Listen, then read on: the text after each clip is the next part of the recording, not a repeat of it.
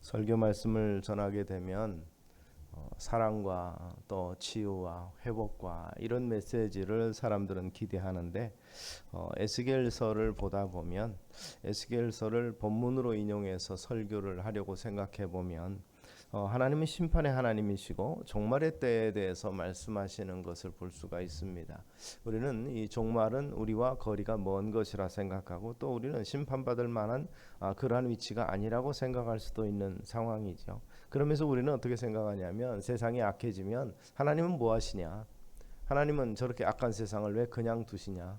이 더러운 세상을 심판하지 않으시느냐 이렇게 생각을 할 수가 있습니다. 또 특별히 어떤 어려운 일이 벌어지거나 또 우리가 예상치 못한 이러한 재앙들이나 있거나 이런 걸로 해서 억울한 희생자들 또는 애매한 희생자들이 생길 때 하나님은 공의로우신 하나님인데 왜 저들을 살리시지 않으셨느냐, 왜 악한 자들은 득세하고 오히려 죄 없는 사람들 이런 사람들이 이런 피해를 보게 되느냐 이런 생각을 하게 되는 것입니다. 그러나 우리가 생각해 볼 필요가 있습니다. 이 하나님께서 이스라엘을 향해서 이 에스겔서라든지 기타 다니엘서라든지 마지막 때를 이야기하면서 심판하시는데 두 가지를 이야기하고 있습니다. 오늘 본문도 이 두 가지를 분명히 밝혀주고 있는데 세상에 재앙이 임할 수 있고 또 끝이로다 이렇게 표현하는 끝이 있을 수 있는데 그러나 이 끝이 오는 이유에 대해서 우리의 마지막은 바로 죄의 결과이기도 하지만 또 한편으로 그 행위 때문에 그렇다는 것을 말씀하고 있습니다. 이스라엘의 죄악이 관영하고 그 행위가 여호와 하나님을 근심하게 했을 때 하나님께서 그들을 치셨고 심판하셨다는 메시지가 있습니다. 그리고 또 실제 그렇게 하겠다는 약속이 있었고 그리고 나서 결론은 뭡니까? 결론은 이 너희를 치는 이가 나 여호와인 줄 알리라. 결국 심판은 그 행위대로가 있고 그 다음에 그 심판하시는 이가 여호와인 줄을 알게 하시기 위해서 심판을 하신다는 그러한 메시지가 이 속에 있습니다. 그렇다면 마지막 때에 여러 가지 어려움을 당하는 우리 시대에 에스겔서를 통해서 주는 메시지는 뭔가? 그것은 이스라엘 백성들에게 징계하셨던 하나님이 이스라엘을 버리기 위해서 징계하심이 아니었다는 사실을 우리가 깨달아야 된다는 것이죠. 하나님께서는 끝이라 말씀하지만 그 끝은 끝이 아니라 새로운 시작을 말씀하는 것이죠. 그 끝을 통해서 그들이 멸망하고 광야에서 엎드려 죽은 것이 아니라 그들은 엎드렸지만 그러나 그들이 걱정했고 근심했던 이의 세대, 새로운 출애굽 세대를 통해서 가나안을 정복하고 하나님께서 여호와인 것을 온 세상에 알게 하신 하나님 여호와, 그 하나님께서 바로 이스라엘과 함께 하신 아브라함에게 하신 약속을 결단코 포기하지 아니하시고 궁극적으로는 이루실 것이라는 메시지가 항상 성경 속에 있음을 우리가 기억하실 수 있기를 바랍니다. 그래서 오늘 분명히 여호와께서 말씀하시는 대로 이제는 끝이다, 내가 너를 돌아보지도 않겠고 긍휼히 여기지도 않겠다 그러면서 하나님께서 징계하신 이후에 궁극적으로는 이스라엘의 회복을 말씀하고 있다는 사실을 우리는 인식하실 수 있게 되기 바랍니다. 그렇다면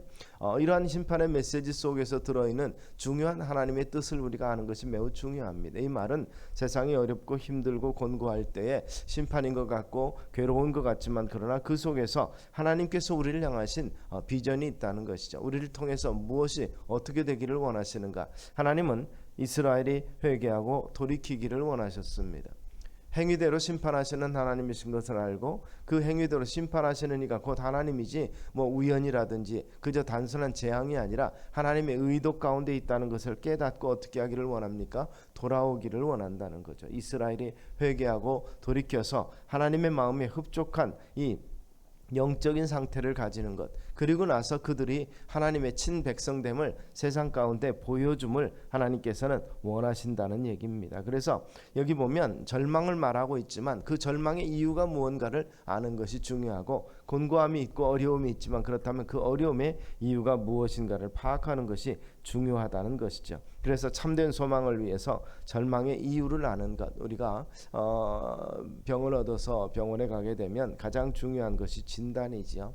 무슨 병의 원인이 무엇인가를 알아야 치유하는데 참 아직도 우리가 정복하지 못한 여러 가지 병마들이 있습니다. 그런 부분에 대해서 많은 연구가 진행이 되고 있고 또 치료를 병행하면서 뭔가를 해결책을 찾기 위해서 노력하는 것처럼 바로 원인을 알아야 진단이 제대로 되어야 치료책이 마련이 되는 것처럼 바로 그런 면에서 마지막 때의 심판을 그저 단순한 두려움이 아니라 하나님께서 이같이 하시는 일의 이유가 무엇인가를 알고 거기에 대응하는 것이 중요하다는 것을 기억하실 수 있게 되길 바랍니다. 심판은 심판 자체가 목적이 아니라는 사실을 성경은 말하고 있습니다. 심판은 새로운 시대를 열기 위해서 또 하나님의 계획을 이루기 위해서 하나님께서 그 시대를 징계하시는 것으로 이해하는 것이 오히려 쉽다는 것이죠.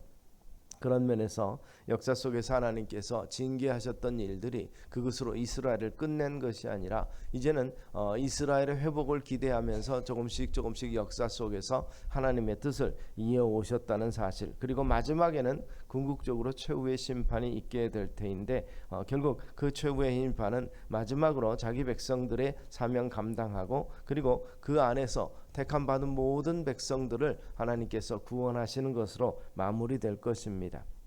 에스겔서 5장 앞에 보면 5절에 이런 말씀이 있습니다. 주 여호와께서 가라사대 이것이 곧 예루살렘이라 내가 그를 이방인 가운데 두어 열방으로 들려 있게 하였거늘.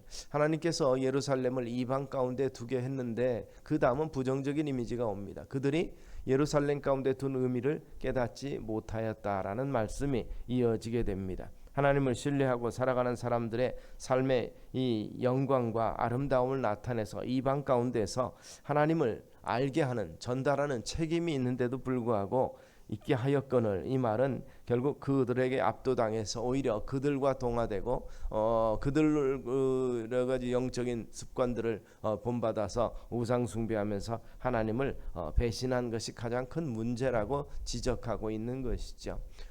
예수님께서 우리에게 말씀하신 것은 그리스도인들을 세상과의 관계 속에서 너희는 세상의 빛이라 또는 너희는 세상의 소금이라고 말씀하신 것을 우리가 기억하시기를 바랍니다. 주변이 어둡고 또 여러 가지 죄악이 정말 흥행하는 것을 보면서 하나님 왜 이렇게 세상이 어둡습니까? 또 이렇게 죄악이 더욱더 커가는 것을 보고만 계십니까? 라고 우리가 하나님 앞에 호소하기에 앞서서 세상이 어둡기 때문에 우리가 정말 빛의 역할을 감당하기를 원하시는가? 라고 우리가 한 번 더 돌아볼 수 있게 되기를 바랍니다. 이러한 반응이 그리스도인의 반응이어야 된다는 사실이죠. 우리가 어떻게 세상 가운데서 빛을 발하고 하나님을 어떻게 보여주며 하나님을 모시고 살아가는 빛의 자녀들의 아름다움을 어떻게 드러낼 것인가를 고민해야 되는 것 아닌가, 이 말입니다. 어둠에 동화되거나 어둠을 불평하며 하나님을 의심하고 있는 우리 자신의 모습은 당시 유다 백성의 모습과 유사하다고 볼 수 있습니다.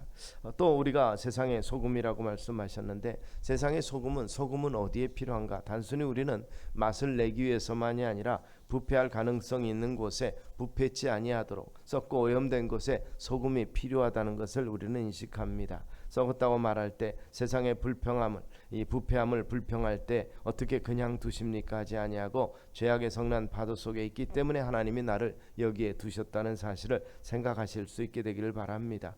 우리를 통해서 오염된 세상과 다른 하나님께 속해 있는 거룩함을 보여주도록 우리에게 말씀하셨다고, 또 그렇게 살아가기를 우리에게 촉구하신다는 사실을 잊지 않는다면 결국 우리는 빛으로 소금으로 주님이 원하시는 그러한 삶을 이 세상 우리가 살아가면서 살아갈 수 있을 것입니다. 우리를 둘러싸고 있는 이방인들, 하나님 없이 더러움과 죄악 가운데 처해 있는 사람들이 많다는 것을 우리를 향한 도전으로 받아들일 수 있는 거룩한 주의 백성들 되시기를 소망합니다. 이 많은 사람들에게, 죄를 깨닫지도 못하는 자들에게 죄가 무엇인지를 알게 하는 선교적 사명이 우리에게 있다는 것을 우리가 기억해야 되는 것이죠. 이 사람들에게 복음을 전하도록 우리를 세우셨구나라고 생각하며 하나님에 대한 의심과 회의가 아닌 확신 가운데서 우리의 소명과 사명을 감당할 수 있게 되기를 바랍니다. 하나님께서 이들을 징계하는 목적을 그렇게 말씀하십니다. 그들이 주의 율례를 범하였기 때문이라. 5장 6절은 이어서 그렇게 말합니다. 예루살렘을 이방 가운데 세웠는데 하나님께서 말미를 두시면서 뭐라고 말하냐면 그가 내 규례를 거스려서 이방인보다 악을 더 행하며, 이렇게 말씀하고 있습니다. 말씀을 지키지 않고 있던 당시 백성들의 범죄를 우리가 두 가지 면에서 생각해 볼 수 있는데 도덕적인 차원과 영적인 차원입니다. 도덕적인 차원도 결국 그리스도인들은 그런 면에서 보면 세상 사람들보다 훨씬 더 고상한 도덕적 윤리를 가지고 있어야 된다는 이러한 결론에 우리가 도달하게 되는데, 도덕적 규범 지킴으로 구원받는 것은 아니지만 하나님의 거룩함으로 거듭난 우리가, 하나님의 백성된 우리가 세상보다도 더 악한 존재가 돼서는 안 되겠다는 것입니다. 왜냐하면 우리의 삶은 하나님의 자녀의 삶이기 때문에 그렇습니다. 그래서 그런 면에서 구원받은 백성으로서 세상의 불신자들을 능가하는 삶의 수준을 유지해야 되는데, 예수님께서는 마태복음 5장 20절을 통해서 이렇게 말씀합니다. 너희 의가 서기관과 바리새인보다 더 낫지 못하면 결단코 천국에 들어가지 못하리라. 세상이 요구하는 율법이나 도덕의 수준을 더욱더 능가해야 되는 이러한 하나님의 도전이라는 것을 기억하시기 바랍니다. 믿지 않는 사람들과 다른 사람들이 우리의 삶 때문에 충격과 도전을 받아야 되는데 오히려 부정적인 의미를 주고 있는 것은 아닌가. 하나님은 에스겔 당시의 이스라엘 백성들이 오히려 하나님의 백성의 거룩함을 드러내지 못하고 있음을 지적하고 있고, 책망의 이유가 바로 우리가 받는 조롱들, 그리스도인들이 비난받고 있는 그러한 원인 때문일 수도 있다는 사실을 우리가 기억하실 수 있기를 바랍니다. 또 하나는 영적인 문제로서 종교적인 타락이지요. 내가 모든 마을 물건과 모든 가증한 일로 내 성소를 더럽혔은즉 나도 너를 아껴보지 아니하며 긍휼을 베풀지 아니하며 미약하게 하리라. 우상 숭배에 대한 책망이죠. 하나님과 사이에 더 좋은 것을 두고 하나님 외에 다른 신을 섬기는, 그래서 이 같은 하나님의 가장 싫어하는 일들이 이스라엘 속에서 있는 영적으로 무너진 상태인 것을 봅니다. 눈에 보이는 우상을 만들어 놓고 그것들 앞에서 삶의 행복을 추구하고 호소하고 있는 모습이 하나님 보시기에 역겹다는 뜻입니다. 하나님과 우리 사이에는 모든 것들, 그 모든 것들을 제하여 버리는 것이 가장 중요한 의미가 있습니다. 그래서 백성을 징계하려는 심판을 계획을 가지고 계셨던 하나님께서 우리가 믿고 있으면서도 우상에 빠져서 빛과 소금의 역할을 감당하지 못한다면 오늘 또 하나님께서는 에스겔에서 외친 이 맺힘, 하나님의 메시지가 우리에게도 임할 수 있습니다. 너 인자야, 주 여호와 내가 이스라엘 땅에 대하여 말하노라. 끝났도다. 이 땅 사방의 일이 끝났다. 사방이라는 것은 모든 것을 말합니다. 보통 우리가 영어에서 뉴스라고 말하는 것이 사방, 결국 노스, 이스트 그리고 웨스트, 사우스를 표현하는 첫 글자를 만드는 조합을 하는 사실을 우리는 생각해 봅니다. 동서남북에서 들려오는 모든 소식들, 이것이 뉴스라는 것인데 하나님께서 바로 사방에서의 어떤 패망에 이러한 것들을 가져온다는 것이죠. 포악이 일어나서 죄악의 몽둥이가 되었은즉 그들도 그 무리도 그 재물도 하나도 남지 아니하고 그 중에 아름다운 것도 다 없어지리라. 빛과 소금의 직분을 감당해야 될 백성들이 그 사역을 끝까지 감당하지 못할 때 하나님께서 징계하시는데 제일 먼저 경제적인 어려움을 그들에게 허락한다고 하시는 것을 볼 수 있습니다. 소금이 만일 그 맛을 잃으면 무엇으로 짜게 하리요? 다만 밖에 버리워 사람에게 밟힐 뿐이라. 환난이 더하고 소문이 더할 때에 그들이 선지자에게 묵시를 구하나 헛될 것이며 제사장에게는 율법이 없어질 것이요 장로에게는 모략이 없어질 것이라. 영적 지도자들의 타락으로 그들의 지혜가 사라지고 백성들을 이끌어낼 영역이 사라지게 될 것이라는 것이죠. 결국 그러한 무기력한 상태에 있는 이 이스라엘의 영적 지도자와 모든 백성들의 상태를 경고하고 있는 것입니다. 경제적으로 또 영적으로, 그리고 사실은 정치만 잘하면 되겠거니 생각하는 정치도 마찬가지입니다. 왕은 애통하고 방백은 놀람을 옷 입듯하며 거민의 손은 떨리라. 결국 전쟁과 기타 여러 가지 이 정권의 위험, 왕조의 위험이 결국 하나님의 심판을 통해서 이루어진다는 것이죠. 어느 한 영역만이 아니라 사회의 모든 영역에 걸쳐서 온전히 사회 자체가 붕괴되는, 그래서 우리는 역사를 통해서 보면 이스라엘이 왕조가 망합니다. 아시리아에 의해서 북이스라엘이 망하고 바벨론에 의해서 남유다가 망하고 2000년 동안 유리하는 백성들이 되죠. 예루살렘의 70년에 결국 예루살렘 성전이 회파된 이후에 2000년 동안 국가가 없는 나라가 되다가 하나님의 섭리에 의해서 1948년 이스라엘이 다시 재건국되는 그러한 역사를 통해서 보면 하나님께서 자기 백성이라 할지라도 범죄할 때 징계하고, 그러나 그 징계가 끝이 아님을 우리에게 보여주심을 우리는 기억하실 수 있기를 바랍니다. 하나님이 어떤 기준을 가지고 심판하시느냐? 본문은 계속해서 내 행위를 말씀하고 있습니다. 행위를 따라 심판하신다. 심판의 원리는 예외 없이 행위를 따라서죠. 구원은 믿음이고 심판은 행위라는 것을 강조하고 계시는 것입니다. 그런 면에서 또한 이스라엘에게 있어서 여러 가지 그 행위가 하나님 보시기에 거슬리는 많은 내용들 속에서 강조되는 부분이 있습니다. 그것은 교만입니다. 교만이 쌍났도다. 몽둥이가 꼽히며 이 아론의 쌍난 지팡이 사건을 우리가 연상을 할 수 있는데, 그런 면에서 이것은 하나님의 영적 권위에 대한 도전이라고 볼 수 있습니다. 왜 아론만 제사장 하느냐라고 이 반발하는 이스라엘 백성을 향해서 모든 장로들의 지팡이 가운데 죽은 것 같은 마른 아론의 이 지팡이에서 결국 싹이 나고 열매를 맺는 그러한 이 증거를 통해서 아론에게 영적 리더십이 있음을 분명히 보여주셨던 하나님께서 모세를 세우시고 아론을 세우셨는데 자기들의 인간적인 생각을 가지고 결국 더 유력한 자를 세우고자 하는 그들의 반역, 그들의 교만을 하나님께서 꺾으시기를 원하셨던 것입니다. 바로 그런 면에서 하나님의 가장 싫어하는 것이 교만이고, 하나님을 두려워할 줄 모르는 자들이 바로 행하는 것이 교만한 마음과 행위라는 것입니다. 내가 극히 악한 이방인들로 이르러 그 집들을 점령하게 하고 악한 자로 교만을 그치게 하겠다. 이스라엘의 교만을 그치게 하게 한 방법으로서 극히 악한 이방인을 통해서 이 같은 일, 그런 면에서 보면 북이스라엘이 멸망하게 될 때 아수르는 역사 속에서 보면 가장 이 패악한 민족이라고 볼 수 있고, 가장 외부에 대해서 침략한 백성들을 극렬하게 대한 그 같은 이 공포의 대명사라고 볼 수 있고, 또 바벨론도 마찬가지입니다. 철저하게 그 점령지를 무너뜨리는 식민 정책으로 유명한 제국 중에 하나였습니다. 바로 이 같은 이 아픔을 이스라엘에게 행하시는 하나님이시라는 것이죠. 그 이유가 포악이 일어나서 그렇게 되는 이유가 영적인 교만이라는 사실입니다.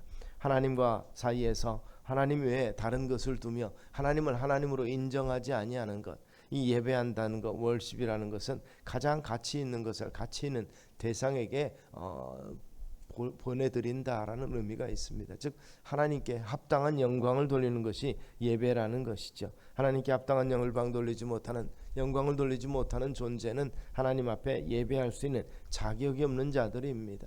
바로 그런 면에서 올바른 예배가 이스라엘에게 이루어지지 않았을 때 하나님께서는 그들을 심판하시고 징계하시되 냉대와 포학과 기타 다양한 어려움들, 그들이 가장 두려워하는 것들을 통해서 이 같은 심판을 이루신다는 것을 보게 되는 것입니다.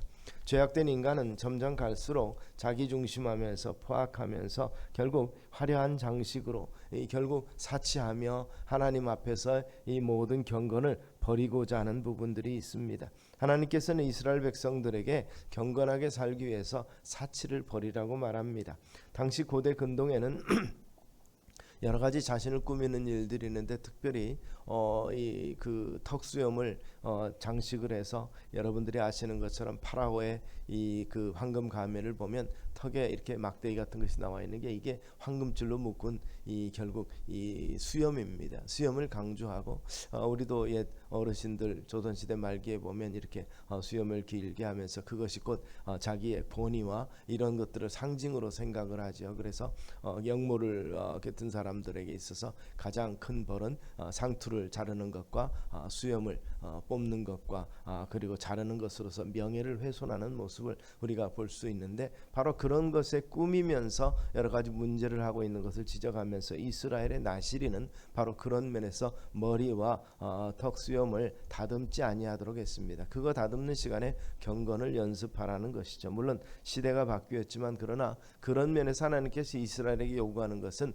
사치와 허영이 아니라 이 향락 속에서 빠져 있을 때 하나님께서 경고하시는 메시지를 우리에게 준다는 것을 우리가 기억하시기를 바랍니다. 말씀드린 것처럼 심판의 첫 번째는 궁핍입니다. 그 다음에 전쟁과 여러 가지 어려움이 그들 가운데 있게 되는 이 생명의 위협에 대한 공포, 그리고 질병입니다. 온역이 생기고 모든 손이 피곤하고 모든 무릎은 물과 같이 약할 것이라 육체의 질병을 심판의 방법으로 자주 사용하고 계십니다.